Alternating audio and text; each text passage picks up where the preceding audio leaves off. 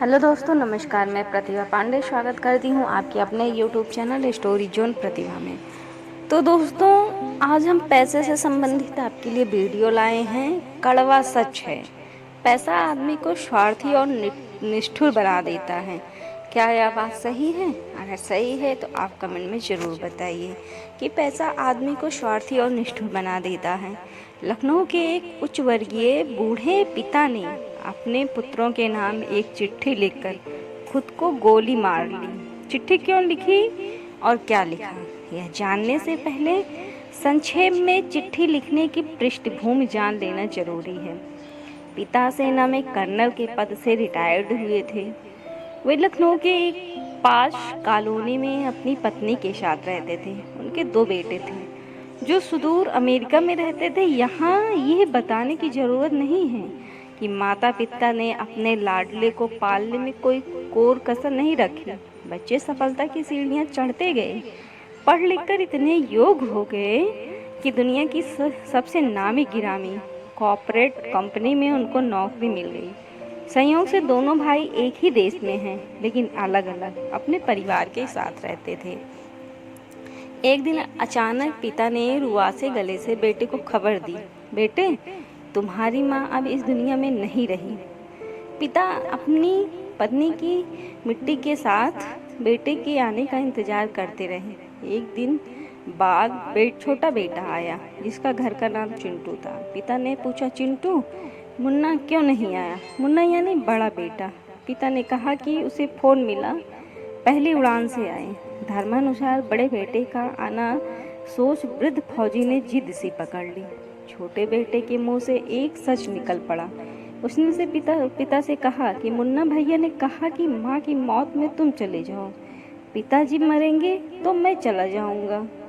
कन्नड़ साहब, पिता कमरे के अंदर गए, खुद को कई बार संभाला, फिर उन्होंने चंद पंक्तियों का एक पत्र लिखा जो इस प्रकार था।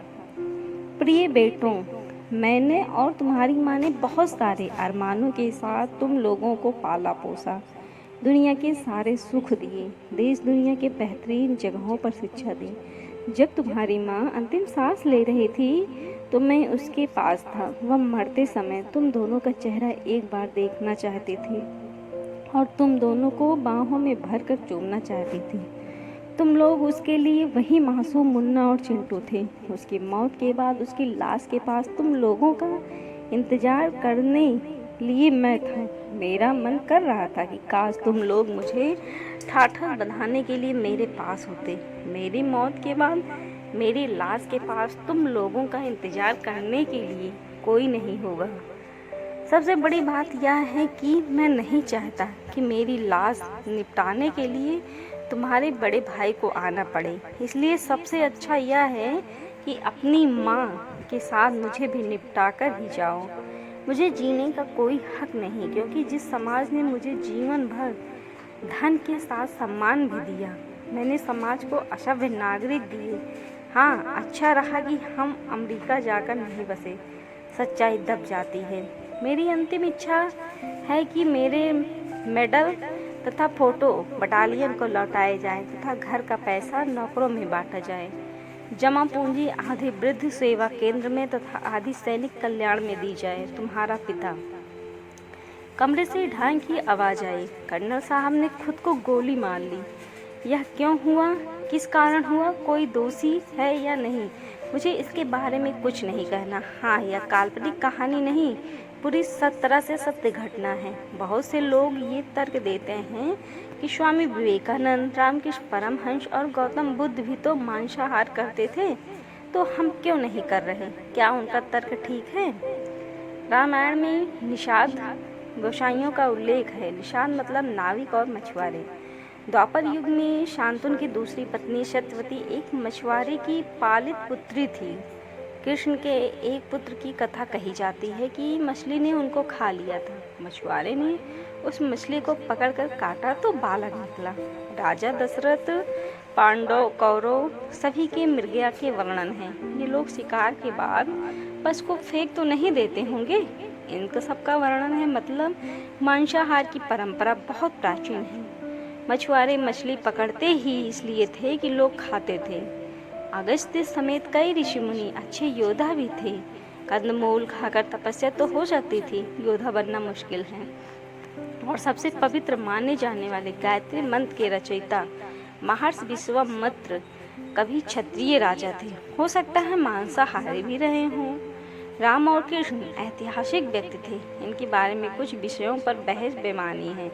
राम 10,000 पहले हुए या 10 लाख साल पहले, इससे क्या फर्क पड़ता है। कृष्ण अगर मांसाहारी थे तो क्या उनका दिया ज्ञान व्यर्थ हो गया।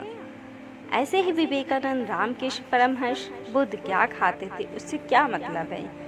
संविधान में राम दरबार की फोटो उनकी प्राचीनता या शाकाहारी होने के कारण नहीं, बल्कि राम राज्य जैसा राज्य बनने की इच्छा से है। इसी तरह की अवैज्ञानिक और गलत बहसों के कारण युवा सनातन से दूर होते जा रहे हैं और सही मुद्दे पर बहस रखें। व्यक्तिगत तौर पर मैं मांसाहार के खिलाफ हूँ और नेहरू अय्यास और सिगरेट फूंकने वाले होकर गांधी औरतों के साथ नग्न सोकर भी महान हो सकते हैं, तो विवेकानंद मांसाहार के कारण खराब कैसे हो गए। मांसाहारी थे तो उनकी सीख पर बात करिए ना। ओशो ने मांसाहार शाकाहार पर बहुत सटीक बातें कही हैं। उन्होंने कहा है कि फल और सब्जियां रंगदार और खूबसूरत होती हैं, वो आपको मोहक लगती हैं, जबकि मांस देखने में भद्दा और बदबूदार होता है। किसी फल के बगीचे में चले जाएं तो मन खिल जाता है, एक दो फल तोड़कर खाने का मन करता है। वहीं किसी कत्लगाह में चले जाए तो अच्छा खासा स्वस्थ मन भी खराब हो जाए। फल या सब्जी तोड़ने या काटने पर आपको कोई ग्लानि नहीं होती। उनकी पीड़ा, उनका रोना और चीखना आपको सुनाई या दिखाई नहीं देता। वहीं किसी पशु की हत्या करना हर किसी के लिए आसान नहीं होता। इसलिए देखा जाए तो प्रकृति ने अपनी इंद्रियों को ऐसा बनाया कि उनकी जीवा के अलावा बाकी सभी इंद्रियां मांसाहार के खिलाफ हैं। इससे आपको समझना चाहिए कि प्रकृति आपको क्या इशारा कर रही है। इस इशारे को समझ कर ही अपना भोजन चुनें और चुनाव करें। दोस्तों, आजकल समाज में लोग बुराइयों को बहुत जल्दी पकड़ लेते हैं, अच्छाइयों की तरफ उनका ध्यान तो नहीं जाता। इसलिए मैं आपसे अनुरोध करना चाहती हूँ कि आप भी ऐसे फालतू की चीज़ों पर बात करने से बचें और अच्छाई को बड़े चतुराई के साथ अपने अंदर ग्रहण करें और बुराई को जहाँ पर हो वहीं छोड़कर आगे बढ़ें। तो इसी का वीडियो में हम आपके लिए कुछ छोटी सी कहानी लेके आते हैं। जीवन में रिश्तों का महत्व। एक छोटी सी कहानी।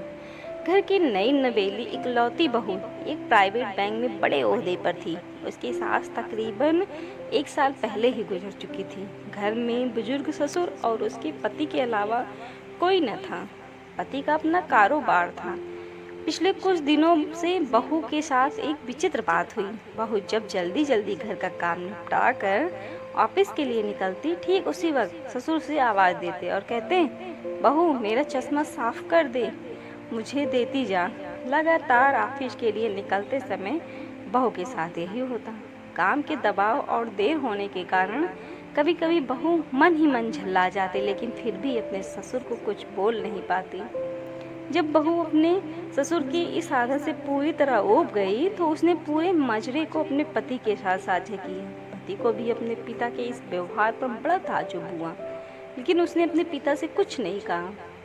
पति ने अपनी पत्नी को सलाह दी कि तुम सुबह उठने के साथ ही पिताजी का चश्मा साफ कर उनके कमरे में रख दिया करो, फिर ये झमेला समाप्त हो जाएगा। अगले दिन बहू ने ऐसा ही किया और अपने ससुर के चश्मे को सुबह ही अच्छी तरह साफ करके उनके कमरे में रखाई। लेकिन फिर भी उस दिन वही घटना पुनः हुई और ऑफिस के लिए निकलने से ठीक पहले ससुर ने अपनी बहू को बुलाकर उसे चश्मा साफ करने के लिए कहा। बहू गुस्से में लाल हो गई और लेकिन उसके पास कोई चारा नहीं था। बहू के लाख उपायों के बावजूद ससुर ने उसे सुबह ऑफिस जाते समय आवाज़ देना नहीं छोड़ा।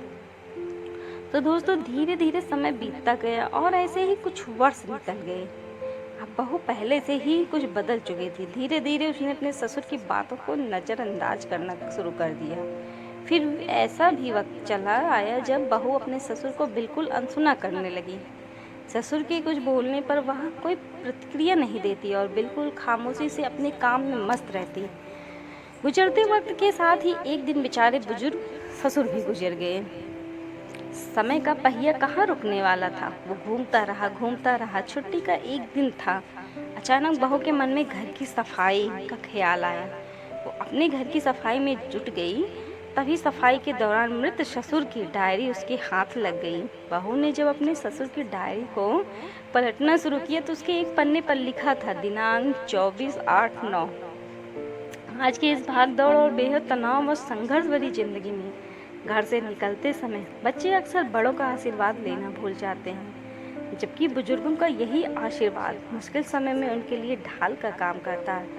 बस इसीलिए जब तुम चश्मा साफ कर मुझे देने के लिए झुकती थी तो मैं मन ही मन अपना हाथ तुम्हारे सिर पर रख देता था, क्योंकि मरने से पहले तुम्हारी सास ने मुझे कहा था कि बहू को अपनी बेटी की तरह प्यार से रखना और उसे ये कभी भी मन महसूस होने देना कि वो अपने ससुराल में है और हम उसके माँ बाप नहीं हैं। उसकी छोटी मोटी गलतियों को भी उसकी नादानी समझकर माफ़ कर देना।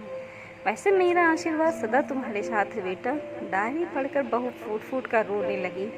आज उसके ससुर को गुजरे ठीक 2 साल से ज़्यादा समय बीत चुके हैं, लेकिन फिर भी वो रोज़ घर से बाहर निकलते समय अपने ससुर का चश्मा साफ कर उनके टेबल पर रख दिया करती थी। उनके अनदेखे हाथ से मिले आशीर्वाद की लालसा में जीवन में हर रिश्ते का महत्व महसूस नहीं करते, चाहे वो किसी से भी हो, कैसे भी हो, और जब तक महसूस करते हैं तब तक वह हमसे बहुत दूर जा चुके होते हैं।